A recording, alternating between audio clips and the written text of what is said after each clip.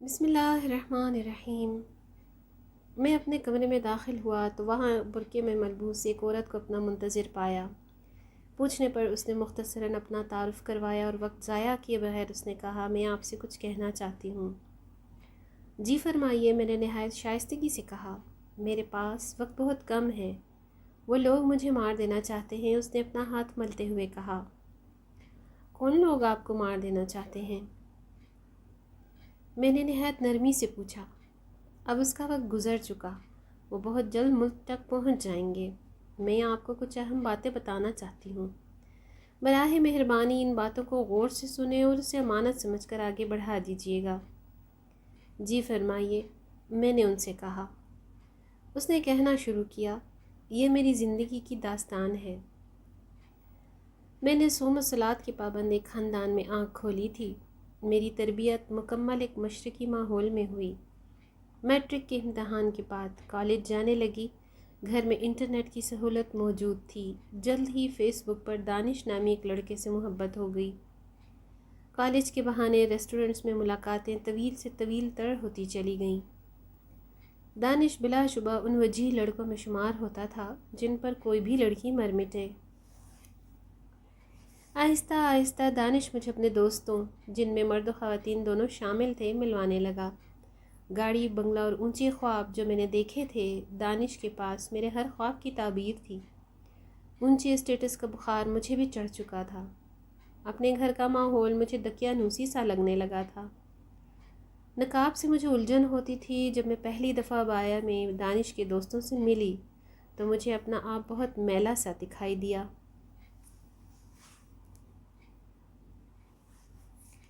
اس کے بعد میں گھر سے تو بایا پہن کر جاتی، لیکن نقاب لینا چھوڑ دیا تھا۔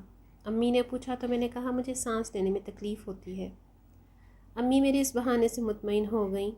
دانش کے دوستوں سے جب میں ملنے جاتی تو بایا دانش ہی کی گاڑی میں اتار پھینکتی۔ وقت کی گاڑی گزرتی رہی۔ میں دانش سے شادی کے لیے کہنا چاہتی تھی، مگر اس کا طرز عمل بہت عجیب تھا۔ وہ مجھے ایک دوست کی حیثیت سے ٹریٹ کر رہا تھا۔ میرا حلقہ احباب دانش کے توسط سے وسیع تر ہوتا چلا گیا۔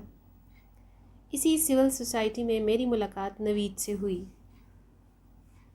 اور آہستہ آہستہ میں دانش سے دور اور نوید کے قریب ہوتی چلی گئی۔ ماڈرن صحبت رنگ لائی اور میں نے حدود و قیود کو توڑ ڈالا۔ میں نے اپنے اللہ کو ناراض کر دیا۔ اس وقت مجھے اس بات کی کوئی پرواہ نہیں تھی۔ میں خدا کا انکار کر چکی تھی۔ نعوذ باللہ، اس دنیا میں کوئی خدا نہیں۔ یہ کیسا خدا ہے جو لوگوں کو امیر غریب میں تقسیم کرتا ہے، معاذ اللہ۔ اور ملحدین کے تمام افکار میرے دل و دماغ میں بس چکے تھے۔ لبرلزم کا نشہ سر پر سوار تھا۔ اس مصنوعی آزادی کی فضا میں سانس لینا بہت اچھا لگ رہا تھا۔ نوید کے بعد پھر کوئی گنتی نہیں رہی۔ میں مکمل ملحدہ ہو چکی تھی۔ گھر بار کو خیر بات کہہ کر ایک اور دوست کے ساتھ اس کا کمرہ شیئر کر لیا تھا۔ ان کی ایک آرگنائزیشن تھی جس کا کام الحاد کی نشر و اشاعت تھی۔ انہوں نے مجھے اس آرگنائزیشن میں ایک اچھا عہدہ دیا، اچھی تنخواہ دی۔ میں نے اس آرگنائزیشن میں رہتے ہوئے تقریباً تمام ہی دنیا کی سیر کی۔ کبھی ہالینڈ، کبھی انگلینڈ، سنگاپور، ترکی، وہ کون سا ملک ہو جو میں نے نہ دیکھا ہو۔ اس آرگنائزیشن کے تحت ہی میں نے متعدد حقوق نسواں کانفرنسز کروائیں اور خود بھی شرکت کی۔ ان خواتین کو ہم اس بات پر برانگیختہ کرتے تھے کہ مرد کی غلامی سے نکلو، تم زندگی بھر بچے ہی پالو گی، اپنے ٹیلنٹ کو آزماؤ، دنیا بہت وسیع ہے۔ بات کرتے ہوئے اس کی آنکھوں سے آنسو ٹپکنے لگے۔ کسی کے گھر میں اگر کوئی معمولی خانگی مسئلہ ہوتا تو ایسی عورت تو ہمارا اولین شکار ہوتی، بجائے اس کو سمجھانے کہ ہم اس کو خوب ورغلاتے، پھر طلاق کے بعد وہ ہماری اس بے حیا سوسائٹی کی ایک روشن خیال ممبر بن جاتی۔ ناجائز پیسہ اور عیاشی کی راہ میں ہمارا سب سے بڑا مخالف مذہب، اور وہ بھی بالخصوص اسلام ہے۔ ہم نے اپنے اس کے راستے کے کانٹے کو ہمیشہ ہمیشہ کے لیے دور کر دیا۔ نہ ہم خدا کو مانتے اور نہ ہی کسی اخلاقی شرم کو محسوس کرتے۔ مولویوں، داڑھی، برقع اور اسلام پر تنقید میرا پسندیدہ موضوع تھا۔ اخلاقیات کو مجھ سے رخصت ہوئے زمانہ ہو چکا تھا۔ اب تو میں یہ سوچتی تھی کہ ایک وہ لڑکی ہوتی تھی جو صبح فجر کی نماز باقاعدگی سے ادا کرتی تھی، رمضان کے روزے چھوڑنے کا تصور بھی نہیں کر سکتی تھی۔ میں آزاد تھی اب، اور چاہتی تھی دنیا کی ہر لڑکی اس آزاد فضا میں سانس لے۔ میں کسی لڑکی کو جینز اور شرٹ میں دیکھتی تو بہت خوش ہوتی، اس کو اپنی فتح قرار دیتی اور برملا کہتی کہ آج کی لڑکی بیدار ہو رہی ہے، یہ اس دنیا کی خوبصورتی ہے، اس چمن کی رونق اسی سے ہے۔ میں ان الحادیوں میں رہتے رہتے اخلاقیات کا ہر سبق بھول چکی تھی۔ خواہشات نفس میری زندگی کا اولین مقصد تھا، سائنس میرا خدا اور آزادی میرا ایمان تھا۔ گروپ ڈسکشن میں بے حیائی کی تمام حدود کو میں نے توڑا تھا۔ مجھے یاد ہے پہلی دفعہ جب میں گروپ میں ایک بے حیائی کے عنوان پر بات ہو رہی تھی، میں نے چاہا کہ اس عنوان پر ان باکس میں بات ہو، تو میری سینئر نے مجھ سے کہا، تم مکمل ایتھسٹ ہو، تمہیں شرمانا نہیں چاہیے، اگر تم ایسا کرو گی تو عام لوگ کیا کہیں گے؟ اور پھر اس دن رہی سہی جھجھک بھی ختم ہو گئی۔ میں اس آرگنائزیشن کی سب سے زیادہ فعال ممبر تھی۔ میں نے کئی لڑکیوں کو اس آرگنائزیشن کا ممبر بنایا۔ گھروں سے بھاگ کر آنے والی لڑکیوں کے لیے ہماری آرگنائزیشن خصوصی سہولت فراہم کرتی تھی۔ جب بھی کسی ایسی لڑکی کا ذکر ہوتا، آرگنائزیشن کے صدر خصوصی دلچسپی لے کر اس معاملے کو ہینڈل کرتے تھے۔ یہ مجھے ہی معلوم تھا کہ وہ ایسا کیوں کرتے ہیں۔ وقت تیز رفتار طائر کی طرح اڑتا رہا۔ کچھ عرصہ بعد مجھے محسوس ہونے لگا کہ اب میری جانب توجہ کم ہو گئی ہے۔ آرگنائزیشن میں کئی عہدے اور نکل آئے جہاں کئی اور خوبصورت لڑکیاں آ چکی تھیں۔ میری جوانی کی رعنائیاں ختم ہو رہی تھیں، لیکن میں اس آرگنائزیشن کے تمام رازوں سے واقف تھی۔ اب تو ویسے بھی حقوق نسواں کی بڑی بڑی کانفرنسز میں میری شرکت لازمی تھی۔ میرا ایک نام تھا، روشن خیال لبرل سوسائٹیز میں لوگ میری مثالیں دیا کرتے تھے۔ ایئرپورٹ کے لاؤنج میں ایک دن میری ملاقات ایسی لڑکی سے ہوئی جو نقاب میں موجود تھی۔ میں نے اسے اپنا اگلا شکار قرار دے کر اس سے بہت محبت سے ملی۔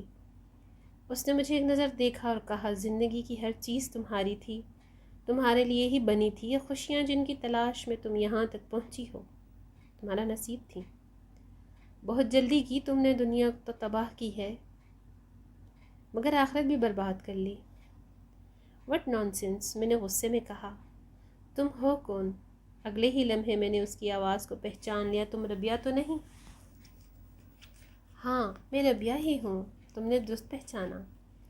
میرے سامنے میری بچپن کی سہیلی ربیہ تھی، میری پڑوسن۔ میرا بچپن ساتھ ساتھ گزرا تھا ہمارا۔ میں اسے اس طرح اپنے سامنے دیکھ کر بہت خوش ہوئی۔ یہاں کیسے آنا ہوا؟ میں نے ربیہ سے پوچھا تو معلوم ہوا کہ وہ اپنے شوہر کے ساتھ پاکستان واپس جا رہی تھی۔ امی کیسی ہیں ربیہ؟ سب لوگ کیسے ہیں؟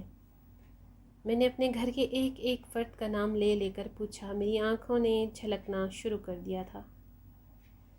ربیہ، تمہارے والد تمہارے غم میں اس دنیا سے رخصت ہو گئے، بہنوں کی شادی ہو گئی، وہ تمہیں ایسے بھول گئے جیسے کہ تم کبھی تھی ہی نہیں۔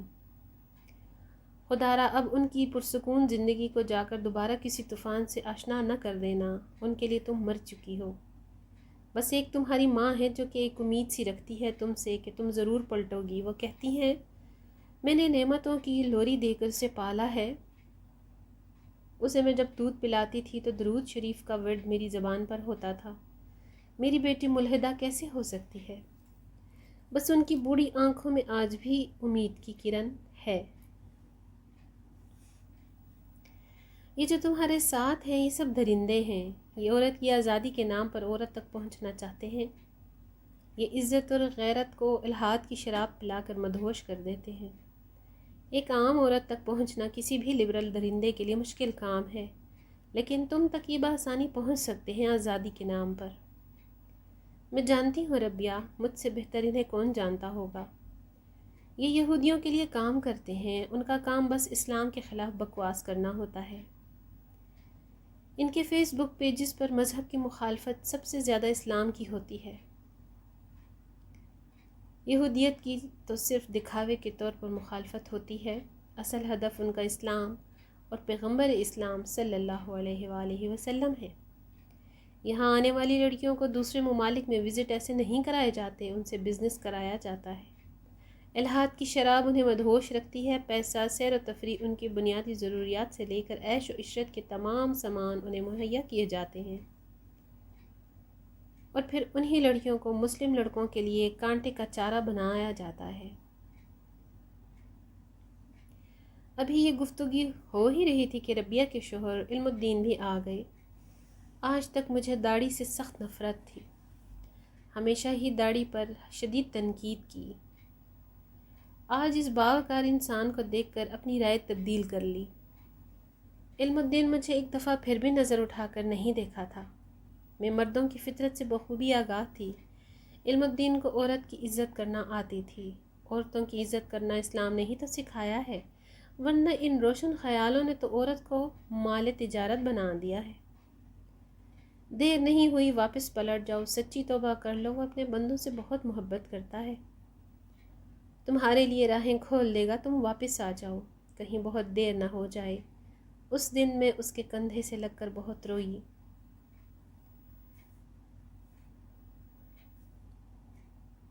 میرے اندر آنے والی تبدیلی کو جلد ہی میری آرگنائزیشن نے نوٹ کر لیا۔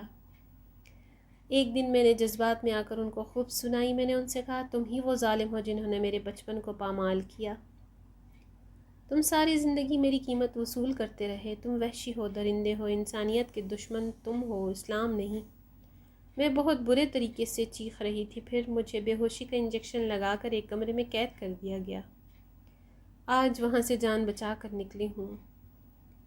خدا را آپ یہ میسج ہر لڑکی تک پہنچا دیجیے گا، ہر گھر تک پہنچا دیجیے گا۔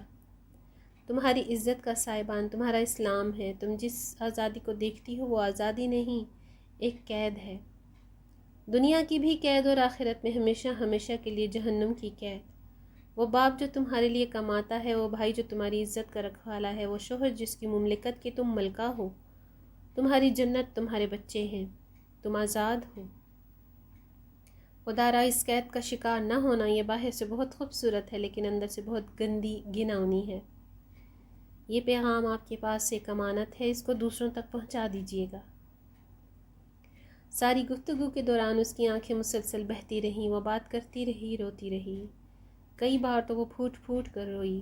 اس کو تسلی دینے کے لیے بھی میرے پاس الفاظ نہ تھے۔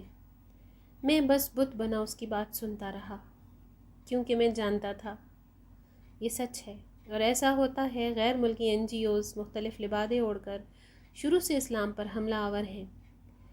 میرا جسم میری مرضی کا نعرہ لگانے والی عورتیں ہوں یا مارننگ شو کے لبرل آنٹیاں، یہ سب ان کے لیے کام کر رہی ہیں۔ ویڈیو کا مقصد اور سبجیکٹ سمجھ آیا ہو، پسند آئے تو لائک اور شیئر ضرور کیجیے گا۔ مزید ایسی ویڈیوز کے لیے اللہ حافظ۔